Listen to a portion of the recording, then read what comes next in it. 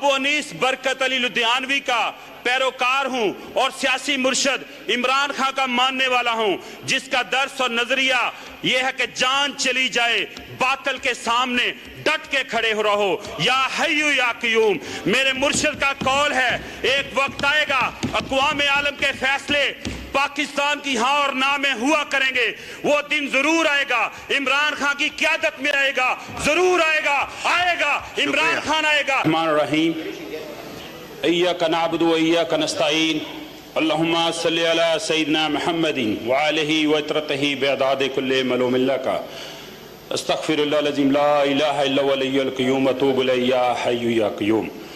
जनाब स्पीकर, आपका शुक्रिया, आपने मुझे इस ऐवान में बोलने का मौका दिया। आज मेरी नेशनल असम्बली में पहली तकरीर है। फार्म 45 वालों को मेरी तरफ से अस्सलाम वालेकुम।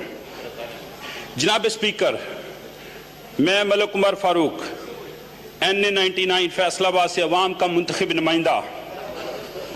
जनाब वाला, मैं सबसे पहले अल्लाह ताला का शुक्रगुजार हूँ और उसके बाद में वज़ीर आज़म इमरान खान का शुक्रिया अदा करता हूँ और अपने हलके की गयूर अवाम, मजदूरों, किसानों को, गरीब लोगों को सलूट पेश करता हूँ, जिन्होंने इन मुश्किल हालात में इमरान खान के कैंडिडेटों को, जबकि हमारे बल्ले का निशान छीन लिया गया, जबकि हमारे लीडर को जेल में डाल दिया गया, लेकिन अवाम ने जिस बहादुरी का सबूत दिया, अवाम ने जिस बहादुरी का सबूत दिया और अवाम इमरान खान के कैंडिडेटों के 50 निशानों में से निशान ढूंढ ढूंढ कर मोहरें सबत की और इमरान खान के सिपाहियों को इस ऐवान में पहुंचाया। मैं उस गयूर अवाम को सलाम पेश करता हूं।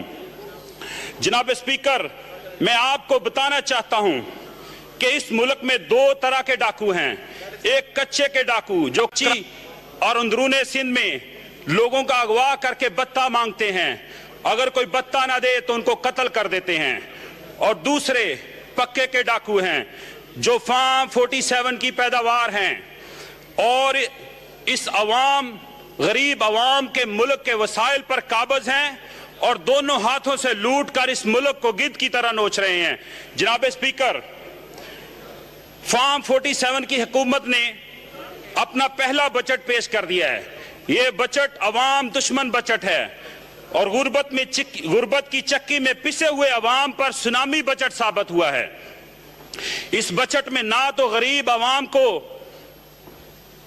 कुछ दिया है बल्कि उनको कंगाल कर दिया है, बल्कि सफेद पोश तबका भी उन असासों से महरूम हो चुका है जो अपनी इज्जत से रोटी कमा के खाते थे।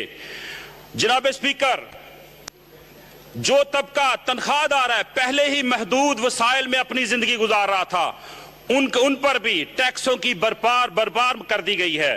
जनाब स्पीकर,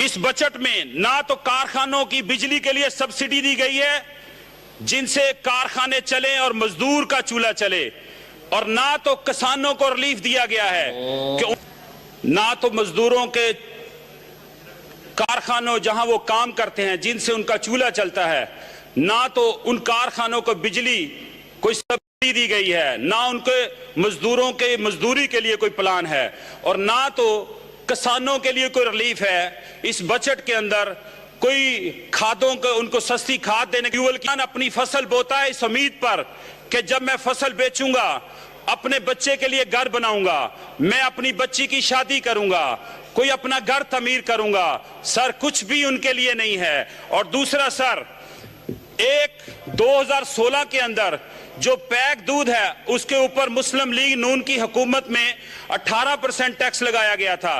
पाकिस्तान तहरीक इंसाफ की हुकूमत के अंदर उस टैक्स को उठा लिया गया, खत्म कर दिया गया। आज दोबारा इसी हुकूमत ने उस बजट को दोबारा लगाने की तजवीज पेश की है। सर, ये बजट ना के उस इंडस्ट्री को फरोग देगा जो खुला दूध बेच रहे हैं। पूरी दुनिया के अंदर 90% पैक दूध आता है जो सेहतमंद है, लेकिन सर पाकिस्तान वाहिद मुल्क है जहां 90% खुला दूध बेचा जा रहा है जिसमें मिलावट है और जो मुजरे सेहत है, लेकिन उसके लिए कोई प्लान नहीं है, बल्कि ये उस इंडस्ट्री को बंद करना चाहते हैं जिनमें जो फैक्ट्रियां दूध पैक कर रही हैं। सर उसमें हजारों मजदूर काम करते हैं, उनमें लोगों की इन्वेस्टमेंट है। सर डेयरी फार्म वालों का नुकसान होगा।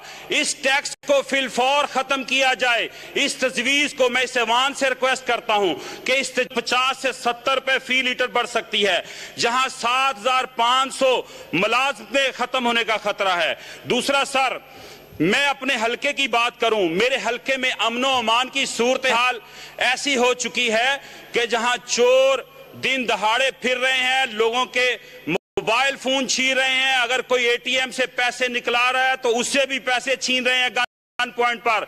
पुलिस ना तो चोरों को पकड़ रही है ना चोरों का पीछा कर रही है, बल्कि वो देखती है कि पाकिस्तान तहरीक इंसाफ के कौन से नुमाइंदे घरों में हैं, कहां पे रैली हो रही है, कहां पे 10 बंदों की मीटिंग कर रहे हैं, वहां पे पुलिस इस टिकटॉकर हुकूमत के हुक्म पर पहुंच जाती है, ना कि अमनो अमान का सूरत-ए-हाल दी जाए। सर आइन के अंदर हर ऑफिसर आइन का हलफ लेता है कि आइन के तहत चलेंगे, लेकिन सर आज ये आइन तो बेआइन सरजमीन पाकिस्तान हो चुका है, जहां ना कोई बाइज्जत शहरी ना तो सेफ है, ना बाइज्जत आदमी इस मुल्क में आराम से सुकून से रह सकता है। उसको यही फिक्र रहती है कि पता नहीं कब पुलिस आ जाए, पता नहीं कोई कब जाली पर्चा काट दिया जाए, पता नहीं कब क्या होगा। और सर मैं आपको बताऊं, 9 मई की तो मेरे लीडर ने भी मजम्मत की थी। जिन लोगों ने किया है, जो बेनिफिशरी हैं, सर उनसे उनका एहतसाब किया जाए। पाकिस्तान तहरीक इंसाफ की हुकूमत जब खत्म की गई तो सर क्या इश्यूज थे? सर 9 मई तो ये बात तो वही है जब कल उमर अयूब साहब ने भी कहा है कि 9 मई तो बहाना था, इमरान खान निशाना था। सर दूसरा, पुलिस अगर मेरिट पे काम करे तो लोगों के मसाइल हल हो जाएं, लेकिन आज एक ही है कि सिर्फ पाकिस्तान तहरीक इंसाफ के नुमाइंदों को, उनके वर्करों को, इमरान खान के सिपाहियों को निशाना बनाना है। सर मैं आपको बता दूं, ऐसे मुल्क नहीं चल सकता, ना तो इस मुल्क के अंदर इन्वेस्टमेंट आएगी। वो ओवरसीज जो इस मुल्क में इन्वेस्टमेंट करता था, अपनी प्रॉपर्टीज खरीदते थे सर, लेकिन आज वो ओवरसीज परेशान है।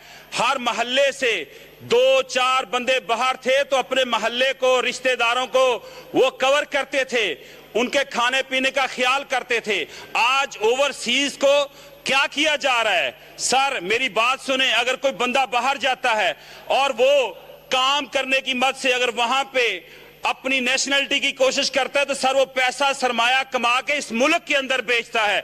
आज कहते हैं कि उसका पासपोर्ट खत्म कर दिया जाएगा। सर ये जुल्म है, इस मुल्क के साथ भी जुल्म है। अगर आप आज भी डाटा निकालें तो इस मुल्क के अंदर जो इन्वेस्टमेंट ज्यादा होगी वो ओवरसीज की होगी, चाहे वो प्रॉपर्टीज के अंदर हो, चाहे वो किसी भी शोबे के अंदर हो। सर मैं एक ओवरसीज हूं, मेरे ऊपर इन्होंने एंटी करप्शन की एफआईआर, दहशतगर्दी की एफआईआर, एफआईए की जाली गद्दारी के मुकदमे काटे गए। सर मैं 25 साल से बाहर था, मैं इस मुल्क के अंदर 2017 में आया, इमरान खान का साथी बना, और इसलिए कि वो इमरान खान जो उम्मे मुसलमान का लीडर बन चुका है। सर लोग उसके लिए दुहाइयां दे रहे हैं, रो रहे हैं कि इमरान खान को रिलीज करो।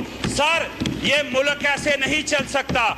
आज ओवरसीज एक मौजूद जो पाकिस्तानी है, जो मुहब्बे वतन पाकिस्तानी है, सर आज वो इस उम्मीद पे नहीं है। माइक हुकूमत जो फार्म 47 की पैदावार है उसके ऊपर वो ट्रस्ट नहीं कर रहा, इस मुल्क के अंदर हुकूमत नहीं आएगी। सर वो हुकूमत नहीं रह सकती जो अवाम की अमामों के मुताबिक ना हो। सर वही हुकूमत, वही लीडर इस मुल्क को आगे ले जा सकता है जिसके ऊपर अवाम का ट्रस्ट हो। सर मैं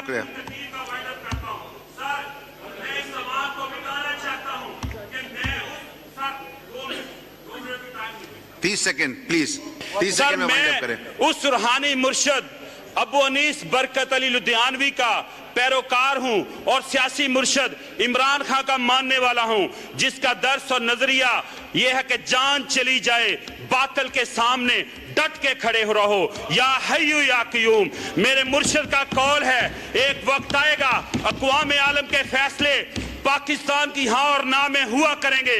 वो दिन जरूर आएगा, इमरान खान की क़यादत में आएगा, जरूर आएगा, इमरान खान आएगा। शुक्रिया। ऐवान की कार्रवाई आज 2 बजे तक सस्पेंड की जाती है।